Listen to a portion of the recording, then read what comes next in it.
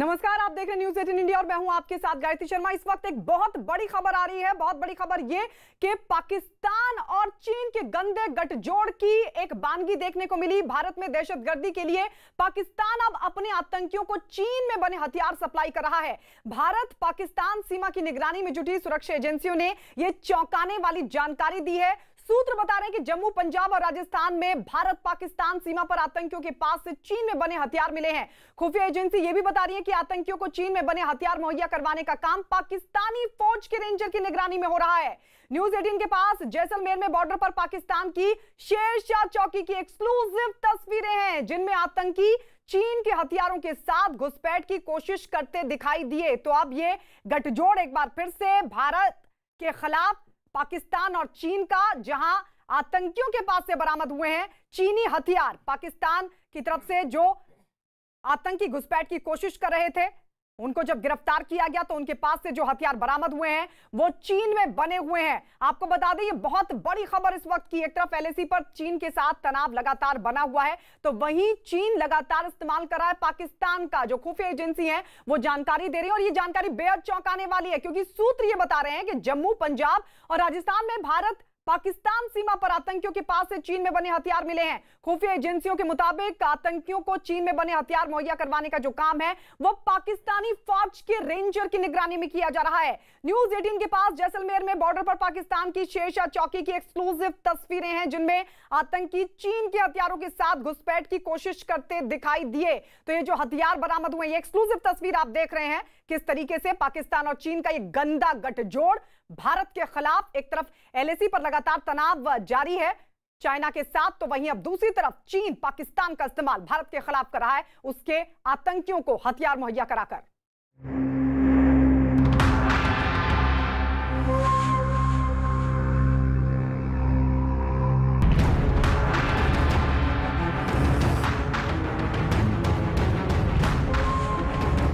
हम लोग एक ऐसे फॉरवर्ड एयरबेस पे है जहां पे आप देख सकते हैं कि सामने एक एयरक्राफ्ट C-17 ग्लोब मास्टर जो है वो अभी लैंड कर रहा है।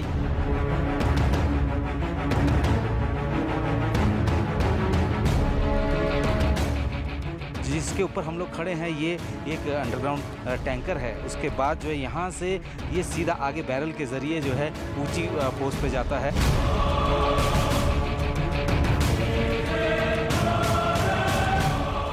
ये है 155 mm बफोर्स गन, जिसने भारत को कारगिल जिताया, और अब ये गन जो है तैनात है एलएसी पर।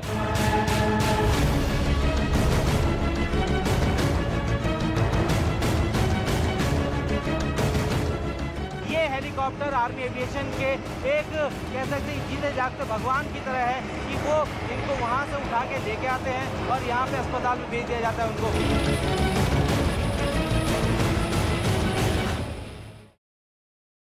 और इस बीच एलएसी पर जारी तनाव के बीच इस वक्त की बड़ी खबर है कि भारत ने एलएसी पर चीन की हर चुनौती से निपटने के लिए अपनी तैयारी को पुख्ता कर लिया है। चीन एलएसी पर अपने शक्ति प्रदर्शन से भारत को डराने का ख्वाब देख रहा था, लेकिन भारत ने उसे ऐसा जवाब दिया है जिससे उसकी नींद उड़ जाएगी। भारत ने जाबाज जवानों के साथ ही सैन्य साजो सामान की पूरी खेप एलएसी के पास फॉरवर्ड पोस्ट पर पहुंचा दी है। यह साजो सामान भारतीय वायुसेना के सबसे बड़े एयरक्राफ्ट C-17 ग्लोब मास्टर से ले पहुंचाए जा रहे हैं। और ऐसी ही एक खेप जब सीमा पर पहुंची तो न्यूज़ 18 भी मौके पर मौजूद रहा। तो हम हर तरीके से चीन से निपटने के लिए तैयार हैं, क्योंकि जो साजो सामान की पूरी खेप, एक तरफ जहां सेना लगातार मुस्तैदी से एलएसी पर डटी हुई है, तो वहीं दूसरी तरफ साजो सामान की जो खेप है वो भी पहुंचा दी गई है फॉरवर्ड पोस्ट पर। आपको बता दें, एलएसी के पास फॉरवर्ड पोस्ट पर पहुंचा दी गई है। और ये तस्वीरें आप एक्सक्लूसिव देख रहे हैं। भारतीय वायुसेना के सबसे बड़े एयरक्राफ्ट C-17 ग्लोब मास्टर से ले पहुंचाए जा रहे हैं पूरे सैन्य साजो सामान। और ऐसी ही ये जो खेप है वो सीमा पर पहुंची तो न्यूज़ 18 की टीम भी मौके पर मौजूद रही। और ये एक्सक्लूसिव तस्वीर हमारे कैमरे से आप देख रहे हैं। देखिए किस तरीके से C-17 ग्लोब मास्टर के जरिए जो साजो सामान की खेप है वो पहुंचाई जा रही है। लगातार हमारे जो लड़ाकू विमान है वो आसमान में गर्जना भर रहे हैं। एक तरफ भारत के खिलाफ चीन लगातार ये ख्वाब देख रहा था कि वो किस तरीके से अपनी गीदड़ भभकियों के जरिए भारत पर साइकोलॉजिकल दबाव बनाए, लेकिन हमने भी सीधा चेता दिया। भारत ने साफ तौर पर यह चेता दिया है कि हम इस गीदड़ भभकी से डरने वाले नहीं हैं। आप गीदड़ भभकी दोगे और हम एक्शन लेंगे। एलएसी पर सबसे ज़्यादा जिसकी ज़रूरत है इस वक्त, क्योंकि लगातार ठंड बढ़ती जा रही है, मौसम गड़बड़ हो रहा है, बिगड़ रहा है, तो ऐसे में जो सामग्री इनके लिए भेजी जा रही है, आप देख सकते हैं सबसे पहले पानी की बोतल्स जो हैं वो बहुत ज़रूरी है, क्योंकि हाई ऑल्टीट्यूड एरिया में पानी बहुत कम जो है पीने लायक जो है मिल पाता है। स्पेशल क्लॉथिंग है, ये स्पेशल राशन है, ये सब जो है इस वक्त उतारा गया है यहाँ पे, और लगातार जो है जो भी कोई कमी पेश नहीं आनी चाहिए, इस तरीके की व्यवस्था जो है उन्होंने अभी फिलहाल की है। और सबसे ज़रूरी क्या है? सबसे ज़रूरी है वो देखिए आप, आर्कटिक टेंट्स। तो ये एक्सक्लूसिव रिपोर्ट आप देख रहे थे। एक और C-17 ग्लोबमास्टर एलएसी के पास सैन्य साजो सामान पहुंचाने में जुटा है, तो दूसरी तरफ चिनूक हेलीकॉप्टर भी वहां पर मुस्तैद दिखा, जिसे ऊंचे दुर्गम इलाकों का गेम चेंजर माना जाता है, और इसकी मदद से कितनी भी ऊंचाई वाले इलाकों में सैन्य सामान को पहुंचाया जा सकता है। इसी हेलीकॉप्टर की मदद से लेह पहुंचे सैन्य सामान को उन जगहों पर भेजा जाएगा जहां सड़कों से जाना बेहद मुश्किल है। हाई ऑल्टीट्यूड एरिया में गेम चेंजर के तौर पर जिस हेलीकॉप्टर को देखा जा रहा है, ये है वो चिनूक हेलीकॉप्टर। ख़ास बात इसकी ये है कि ये कितनी भी ऊंचाई वाले इलाकों में आसानी से जो है बहुत ज़्यादा सामान जो है वो लेके जा सकता है। ख़ास बात यह है कि इस हेलीकॉप्टर के ज़रिए आर्टिलरी गन्स तक जो है उनको हाई ऑल्टीट्यूड एरिया में भेजा जा सकता है, ख़ास तौर पे कि ऊंची पहाड़ियों में। अभी आप देख सकते हैं कि जो IL-76 C-17 ग्लोबमास्टर से जितना भी सामान उतारा गया था, उसको जो है अब यहाँ से जो है चिनूक हेलीकॉप्टर के ज़रिए जो है बाकी उन सारे इलाकों में पहुँचाया जाएगा जहाँ पे सड़क के ज़रिए जाना बहुत मुश्किल है और टाइम भी कंज्यूम ज़्यादा होता है। आप देख सकते हैं कि ये स्लीपिंग बैग्स हैं, यहाँ पे स्पेशल राशन है, यहाँ तक कि वो ऊपर जितनी भी ऐसी गाड़ियाँ हैं उनके जो है टायर्स जो है उनको इसमें डाल के ले जाया जा रहा है। ये लगातार सॉर्टी जो है पिछले 2 से 3 महीने से लगातार जारी है, क्योंकि जिस तरीके के हालात ऊपर बने हुए हैं, ऐसे में जल्द से जल्द वो सारी सामग्री पहुँचाना उन सारे दुर्गम इलाकों तक जहाँ पे कि पहुँचना रोड के ज़रिए जाना बहुत मुश्किल है। तो ऐसे में ये हेलीकॉप्टर जो है वो इस वक्त काफ़ी मुफीद है। हालाँकि इसके आने से पहले जो है ज़्यादातर Mi-17 V5 जो है उसका काम करता था, लेकिन फिलहाल जो है आप देख सकते हैं कि जितना भी सामान यहाँ पे फॉरवर्ड एयरबेस पे उतारा जा रहा है, उसके बाद ऊंची चोटियों तक पहुँचाने के लिए इन्हीं हेलीकॉप्टर्स का इस्तेमाल किया जाता है, और कम से कम 10 टन के आसपास जो है ये सामान अपने साथ कैरी कर सकता है। और इस बीच आपको बता दें, भारी भरकम C-17 ग्लोबमास्टर और चिनूक हेलीकॉप्टर के साथ ही सेना के वो हल्के हेलीकॉप्टर भी लद्दाख पहुंच चुके हैं, जिनके जरिए घायल लोगों को जल्द से जल्द रेस्क्यू कर अस्पताल पहुंचाया जा सकता है। आर्मी एविएशन के ये हेलीकॉप्टर हर उस चुनौतीपूर्ण स्थिति में अपने आप को साबित करते हैं कि ये जो है बेहतर पायलट हैं, क्योंकि ये एक ऐसा एयरक्राफ्ट है जो कि कहीं भी आसानी से उतारा जा सकता है। साथ ही कैजुअल्टी इवैक्यूएशन, यानी कि अगर कोई घायल हो जाता है और उनको लेके आना होता है उस सब जगह से, तो इन्हीं हेलीकॉप्टर के ज़रिए लाया जाता है। वैसे तो इसकी कैपेसिटी 14 लोगों को उठाने की है, लेके आने की है, लेकिन अगर स्ट्रेचर की ज़रूरत पड़ी, स्ट्रेचर से अगर लेके आते हैं तो 4 स्ट्रेचर इस हेलीकॉप्टर के अंदर लगाए जा सकते हैं। इस वक्त एक कैजुअल्टी इवैक्यूएशन इस हेलीकॉप्टर के ज़रिए हो रहा है। आप देख सकते हैं कि ये हेलीकॉप्टर अब धीरे धीरे लैंड कर रहा है, और इसको पूरी तरीके से ये इस चीज़ को लेकर ट्रेंड है कि ये किसी भी तरीके के टेरेन में, किसी भी तरीके के इलाके में उतर सकता है। आर्मी एविएशन हालांकि बहुत पुराना नहीं है, लेकिन जिस तरीके से कई ऐसे आपदाएं हो, चाहे वो केदारनाथ की आपदा हो या फिर जम्मू कश्मीर में फ्लड हो, इस हेलीकॉप्टर ने बहुत मदद की।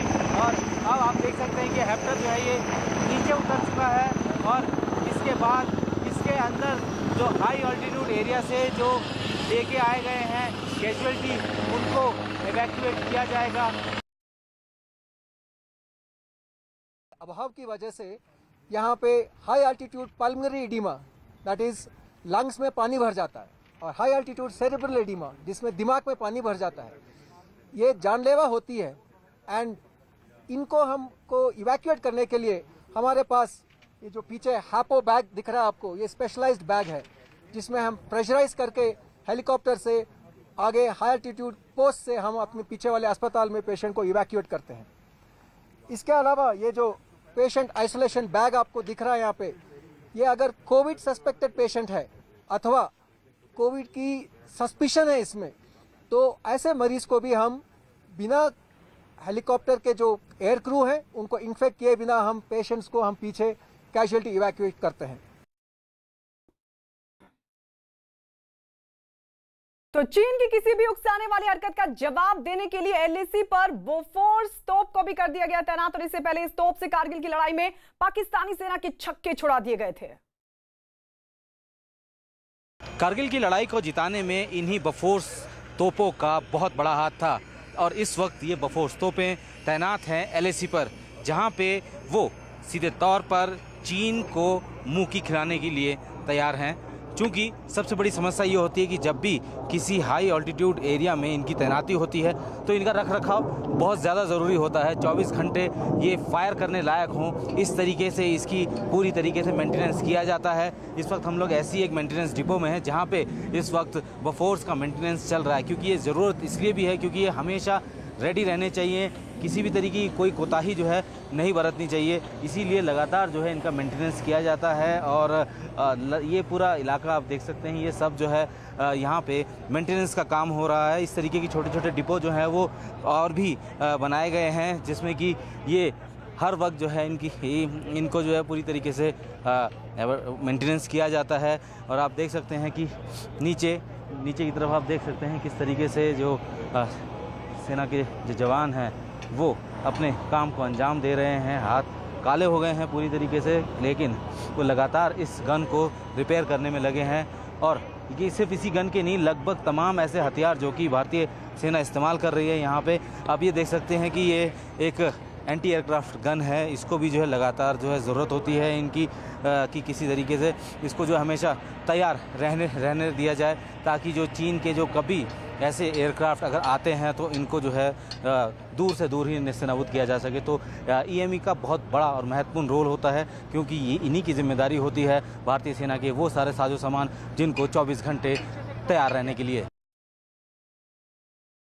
एलएसी के इलाकों में सर्दियां आते ही तापमान 0 से 50 डिग्री तक नीचे चला जाता है, और ऐसे हालात में सोचिए सांस लेना कितना मुश्किल होता है। लेकिन -50 डिग्री के तापमान में हमारे जवान कैसे रहेंगे, और वो सीमा पर आए दिन आने वाले बर्फीले तूफानों का किस तरीके से मुकाबला करेंगे, इसके लिए भी विशेष इंतजाम किए गए हैं। सरकार ने एलएसी पर तैनात जवानों के लिए खास तरह के टेंट भेजे हैं, जिसमें सैनिक कड़ाके की ठंड में खुद को गर्म रख सकते हैं और दुश्मन का मुकाबला करने के लिए हर वक्त तैयार रह सकते हैं। इस टेंट को गर्म रखने के लिए इसमें विशेष हीटर लगाए जाते हैं, और साथ ही टेंट में कई ऐसे उपकरण लगे हैं ताकि बाहर के तापमान का अंदर असर कम से कम हो। एलएसी पर इस तरह सैनिकों के लिए अब तक इतना सामान जमा किया जा चुका है कि अगर अगले 1 साल तक किसी भी वजह से कोई सप्लाई नहीं हो पाती तो भी यहां मौजूद सैनिक आसानी से चीन को जवाब दे सकते हैं। तो ये एक्सक्लूसिव तस्वीरें आपके सामने किस तरीके से टेंट बनाए गए हैं, क्योंकि जब -50 डिग्री तक तापमान पहुंचेगा तो वहां पर जाहिर है सांस लेना तक मुश्किल होता है, लेकिन हमारे जवान मुस्तैदी से वहां पर डटे रहें, उसके पुख्ता इंतजाम कर दिए गए हैं। भारत सरकार ने एलएसी पर तैनात जवानों के लिए विशेष तौर पर व्यवस्था की है, चाहे वो कपड़ों की हो चाहे वो टेंट की हो। इस वक्त हम लोग जिस टेंट के अंदर मौजूद है ये हाई ऑल्टीट्यूड टेंट है। खास बात इसकी ये है कि बाहर से ये पूरी तरीके से वाटरप्रूफ है, यानी कि अगर बर्फ पड़ती है या बारिश होती है तो इसके अंदर बारिश नहीं जाएगी। और दूसरा, अंदर की तरफ से आप ये देख सकते हैं कि ये दूसरा लेयर है जो कि गर्मी जो है, अंदर जो गर्मी है उसको जो है बाहर नहीं जाने देगा। यानी कि ये जो है टेंट इस वक्त जो है भारतीय सेना के जवानों के लिए उन सब जगह पर जहाँ पे कि तापमान लगातार कम होता जा रहा है, 17,000 से लेकर 19,000 फीट तक जो है तापमान लगातार गिर रहा है, और ऐसे में इन टेंटों की इस वक्त सबसे ज्यादा जरूरत महसूस की जा रही है। और यही वजह है कि सबसे पहले जो है ये सारे बंदोबस्त कर दिए गए हैं। इसमें जो है -50 डिग्री भी अगर टेम्परेचर हो जाता है तब भी आसानी से जो है यहाँ पे सेना के जवान आराम से रह सकते हैं। 10 से 12 सैनिक जो है वो इसमें रह सकते हैं। खास बात यह है कि इस पूरे टेंट को गर्म रखने के लिए स्पेशली जो है कैरो हीटर्स और जो अन्य सामग्री है वो भी दी गई है। तो कह सकते हैं कि इस वक्त जो लड़ाई जिस हाइट पे चल रही है उसमें ये टेंटेज जो है एक वरदान से कम नहीं है। स्पेशल टेंट और स्पेशल क्लोथ्स ये जो है सबसे ज़रूरी है इस वक्त भारतीय सेना को उन सब जगह पे तैनाती को मजबूत रखने के लिए, जहां पे कि चीन के साथ इस वक्त विवाद चल रहा है। आप देख सकते हैं कि टेंट है, इसको विशेष तौर पर बनाया गया है हाई ऑल्टीट्यूड के लिए, लेकिन इसका तापमान जो है वो ये -20 तक जो है ये टेम्परेचर झेल सकता है। साथ ही इसमें कम से कम 7 से 8 लोग आसानी से रह सकते हैं। ये कैरो हीटर है जो कि गर्मी देता है। चारों तरफ से जो है ये 2 अलग अलग लेयर्स की बनी हुई है ये, और ये गर्मी देता है। ये कैरो हीटर है। साथ ही ये आप देख सकते हैं कि एक पैनल है जो कि आपको लाइट का बंदोबस्त करता है। तो भारत की तरफ से अमूमन वो सारे इंतजाम किए गए हैं, खास तौर पे कि भारतीय सेना के जवानों को किसी भी तरीके की कोई दिक्कत ना हो, उसके चलते जो है बहुत सारी ऐसी नई चीजें हैं जिनको अभी सेना को दिए गए हैं, और कोशिश यही है कि किसी भी तरीके की कोई समस्या उस इलाके में जहाँ पे कि भारतीय सेना इस वक्त मौजूद है, तापमान लगातार गिर रहा है, ना हो। चीन लगातार भारत के खिलाफ नई नई चालें चल रहा है। चीन से लगी जो सीमाएं हैं उन पर भारतीय सेना पूरी तरीके से मुस्तैदी से तैयार है, लेकिन फिर भी चीन आए दिन कोई ना कोई ऐसी हरकत कर ही रहा है जो उकसाने वाली है। लद्दाख हो, अरुणाचल प्रदेश से लगी हुई सीमा हो या फिर उत्तराखंड, चीन की हर हरकत का जवाब देने के लिए भारतीय जवान पूरी तरह से तैयार हैं। अलग अलग तस्वीरें हम आपको दिखा रहे हैं। दरअसल ये वो इलाके हैं जहां से भारत की सीमा चीन के साथ सटती है, और ऐसे में इन सीमाओं पर तैयारी पुख्ता है। हमारे जवान मुस्तैदी के साथ तैयार हैं।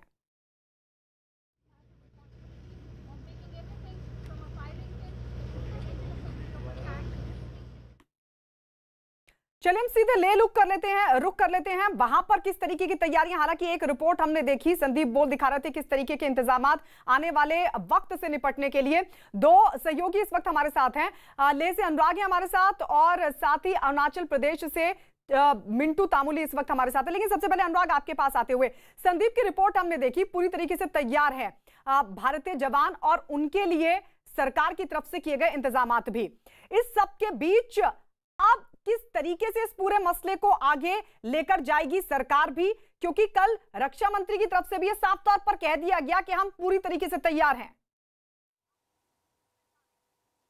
देखिए, बिल्कुल आर्मी को और फॉरवर्ड पोस्ट पर जो जवान तैनात हैं उनको कल इंतजार था कि किस तरीके से रक्षा मंत्री अपना बयान देते हैं, और जिस तरीके का कठोर बयान रक्षा मंत्री ने दिया है उससे साफ जाहिर है कि स्टैंड बहुत क्लियर है। अब इंडियन आर्मी का स्टैंड बहुत क्लियर है, और यहां हमें ग्राउंड पर नजर भी आ रहा है। हम इस वक्त ऐसे ही एक इलाके में मौजूद हैं, लेह से कुछ दूरी पर हम मौजूद हैं, और लगभग इसी तरीके का टेरेन मैं आपको दिखाऊं कि किस तरीके का डिफिकल्ट टेरेन है। यहाँ बहुत देर तक खड़े रहना, बहुत देर तक रुक पाना मुश्किल होता है, और इस तरीके के हालात हैं। हमने ये जो आज ये जो हेड पहना है ये भी इसीलिए कि आप देख रहे हैं कि जो धूप पड़ रही है, टेम्परेचर की वजह से यहाँ बिल्कुल अंदाजा नहीं होता है कि आपकी स्किन कब जल जाएगी। तो और लेकिन धूप इतनी तेज है यहाँ पर हाइट पर होने की वजह से कि आपका पूरा का पूरा चेहरा, जो आप किसी भी आर्मी इंस्टॉलेशन में जाएंगे या किसी भी फॉरवर्ड पोस्ट पर जाएंगे, आपको सारे जवान इसी तरीके से हेड पहने हुए नजर आएंगे। उसका कारण ये है कि उनको अपने आप को सुरक्षित रखना होता है यहाँ की एक्सट्रीम कंडीशन से। यहाँ पर अब पूरी तरह से फॉरवर्ड पोस्ट पर आर्मी पूरी तरह से तैनात है, और एक सीधा संदेश चाइना को दे दिया गया है कि अगर किसी भी तरीके की हरकत हुई उनकी तरफ से तो भारत की तरफ से कड़ा जवाब दिया जाएगा। और ऐसी जो चेतावनी के फायर्स भी बॉर्डर पर देखने को मिले हैं, जानकारी में हमारी हैं। बिल्कुल। अब मिंटू भी हमारे साथ है। मिंटू, ये भी जानकारी मिल रही है कि वहां पर कुछ हलचल देखी गई है। अरुणाचल प्रदेश से सटी जो सीमा है चीन की, उस तरफ चीनी सैनिकों की कोई हलचल? जी, मैं आपको ये जिक्र करना चाहता हूं कि जहां पे हमारे आसाफिला एंड टूटिंग सेक्टर, टूटिंग में जहां पे वो उन्होंने 2 किलोमीटर तो 2.something किलोमीटर के रोड निर्माण किया था, वहां पे हमारा पोर्टर्स और इंडियन आर्मी ने धक्कल दिया था चीनी को। हमारे यहाँ पे जो टेरेन है वो टेरेन जो है वो आप मोर देन 14 एबोव है। उसके बाद चीन के है जो वैली है, तो वो हमारे बातों को नहीं मानते हुए वो आए हैं यहाँ पे, आके यहाँ पे सड़क निर्माण किया, लेकिन हमारे पोर्टर्स एंड इंडियन आर्मी ने मिंटू आ रहे हैं आपके पास। इस बीच एक बहुत बड़ी खबर मिल रही है चीन के साथ जारी सीमा विवाद से जुड़ी। लद्दाख में दरअसल भारतीय सेना के हाथों मात खाने से बौखलाया चीन। अब अरुणाचल प्रदेश और उत्तराखंड में सीमा पर नई चाल चल रहा है। खुफिया एजेंसियों से मिली जानकारी के मुताबिक चीन ने अरुणाचल प्रदेश से लगी सीमा पर हलचल को बढ़ा दिया। न्यूज़ 18 को मिली एक्सक्लूसिव जानकारी के मुताबिक चीन के सैनिक भारतीय इलाकों के काफी नजदीक पहुंचे दिखाई दिए। बताया भी जा रहा है कि एलएसी के 20 किलोमीटर के दायरे में चीन की फौज की हलचल बढ़ गई है। भारत की सुरक्षा एजेंसियां लगातार एलएसी के आसपास होने वाली हर हरकत पर नजर बनाए हुए हैं। जानकारी के मुताबिक अरुणाचल प्रदेश के आसिफला और साथ ही फिश ट्रेल जो इलाका है, वहां पर चीनी फौज की जो गतिविधियां हैं वो और ज्यादा देखी जा रही हैं। चीनी सैनिकों की किसी भी चाल से निपटने के लिए भारतीय सेना पूरी तरीके से अलर्ट है और लगातार चौकसी में जुट गई है। वहां कई इलाके, मिंटू आपके पास आते हुए, कई इलाके जहां पर चीनी सेना की हलचल बढ़ गई है। जी टूटिंग सेक्टर का मैं ये बोलता हूँ कि ये चीन की प्रोपेगेंडा है कि डाइवर्ट करने के लिए। मैं एक बात में, क्योंकि मैं चीन और भारतीय सीमा बेल्ट में मैं हमेशा हलचल करते रहता हूँ। मैं मुआयना किया हुआ हूँ, तो मुझे जितना वहाँ के लोगों की बात है, जैसे कि आपके तिबेटियन हो या यहाँ के अरुणाचली हिंदुस्तान के लोगों हो, उनसे हमको ये खबर मिला है कि चीन बार बार ये करते हैं कि तिब्बत जो अरुणाचल और तिब्बत जो चीन की है, ये करते हैं। मेरे पास पक्का सबूत है, मेरे पास बाइट है वो लोगों के। गांव बुरा बोलते हैं यहाँ के, जैसे गांव के पंचायत के जो होते हैं ना हमारे वहाँ पे पंचायत के लोगों, वो लोग कह रहे हैं। और हमारे यहाँ पे लासा के रेडियोस फ्रीक्वेंसी चल रहे हैं, जो चीन ने अभी जो आप जैसे कि फाइबर बिछा रहे हैं, ये सब कर रहे हैं, क्योंकि हमारे बिल्कुल ये मिंटू आएंगे आपके पास। तो अरुणाचल प्रदेश में चीन की चाल, फिश ट्रेल जो इलाका है, वहां पर चीनी फौजियों की गतिविधि, इसके अलावा असाफिला इलाके में भी चीनी फौज की गतिविधि देखने को मिल रही है।